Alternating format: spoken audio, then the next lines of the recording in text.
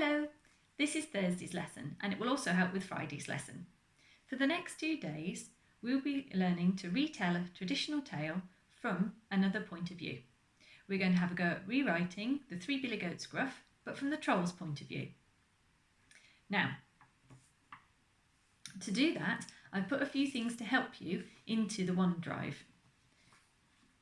The first thing we've got are some success criteria. So these should help you to know the sorts of things I would like to see in your writing. I'll go through them now with you.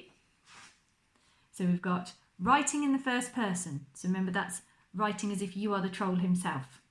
Including thoughts and feelings. So you can include some of the ideas you had from the lesson the other day. Write events in the right order.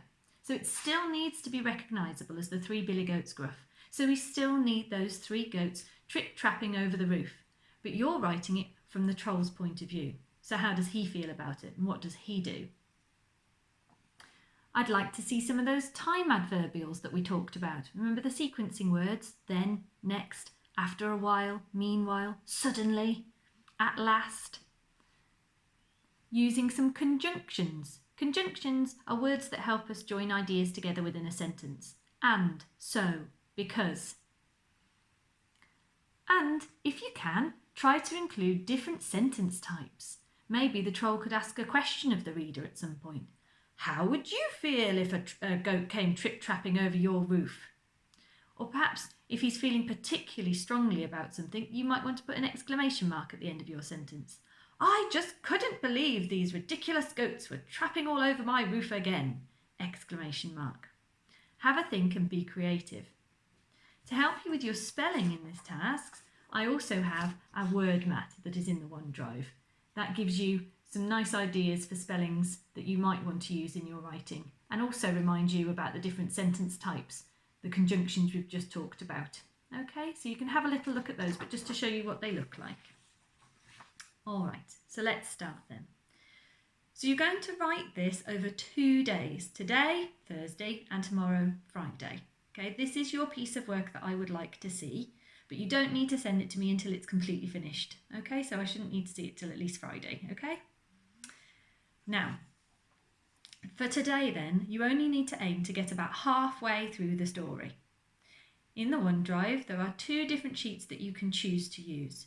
There is one which is just a writing frame, so it's just lines, and you can just write as much as you like on there, and you can use as many of those sheets as you like, or you can write in your exercise books if you've still got some from before. With those, you just start writing, aim to get about halfway through the story, and then you can stop for today and then carry on tomorrow. There is another sheet in there though that might be a little easier for some people to use. It's got some of the pictures of the main events from the story already down the side of the page. Okay, it's called a picture prompts page. For that one, there is a red dotted line across the middle, so aim to get down to there today and then you can finish it tomorrow. Okay, right, we'll talk about starting a story from a first person point of view. So remember, we're starting with our troll. And we're going to start the story like a traditional tale, using some of that lovely story language, some of those time adverbials, thinking, how might we start the story from the troll's point of view? Think back to the lesson about thoughts and feelings. I said my troll was chilling at home, didn't I? He was just having a relaxing day. So I'm going to use that idea in my writing. See, the work we've done this week is helping you to do your writing now. So keep thinking, look back at what we've already done because it can all help. So, I'm going to use sunny because it's a lovely adjective, isn't it? One sunny day, I was relaxing at home. Full stop. So that's going to be the start of my story. So the goats haven't appeared yet. I might want to explain why I was relaxing at home. Perhaps I'd had a very busy week building my bridge.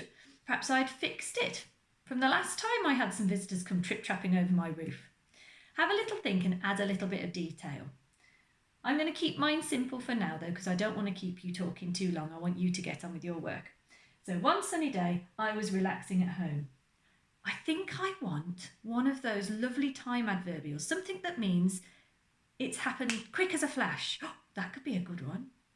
Maybe I'll stick with suddenly this time though. Suddenly,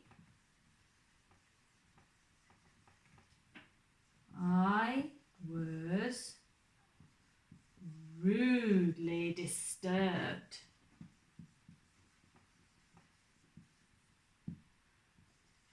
by a loud banging noise.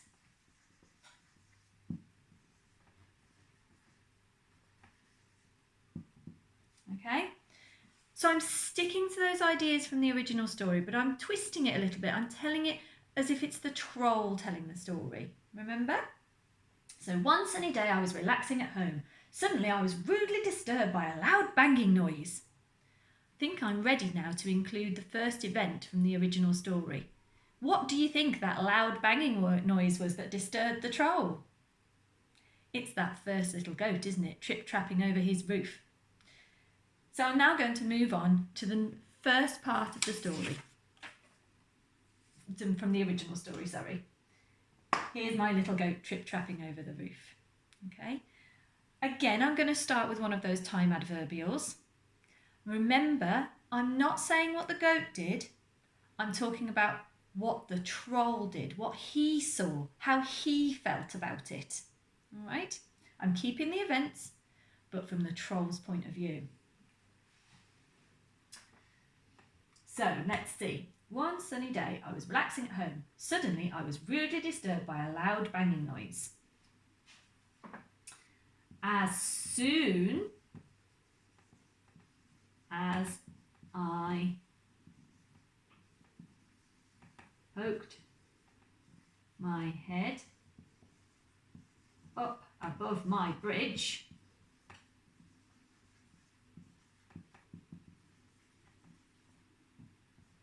I saw... What did he see? He saw a little goat, didn't he? Do you think he's happy about the fact the goat is climbing on his roof?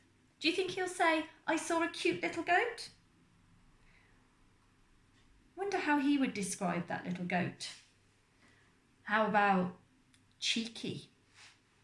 I saw a cheeky, sorry, I'm just going to move my board, a cheeky goat.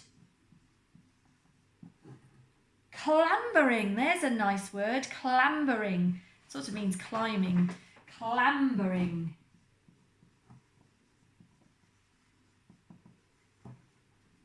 On my roof.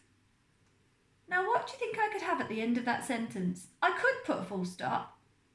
Could I use a different type of punctuation though? What about an exclamation mark? Because that's quite a strong feeling, isn't it? He was clambering on my roof!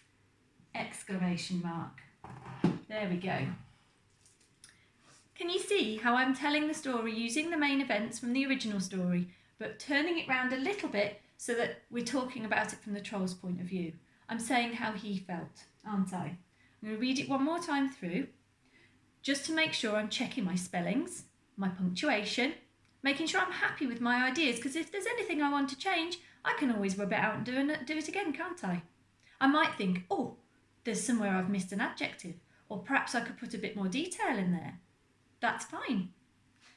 So one sunny day, I was relaxing at home. Suddenly, I was rudely disturbed by a loud banging noise.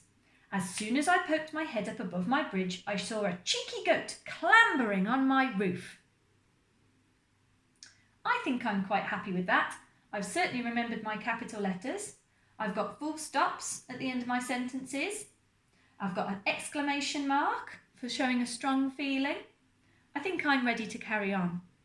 But I'm going to stop there now, because now it's your turn. Remember, today you just need to get halfway through, okay? Try your best and take your time. Think through each sentence carefully before you write it down, and don't forget to stop every now and again and check what you've written, because you might want to add a bit more in. Okay, goodbye for today. Bye.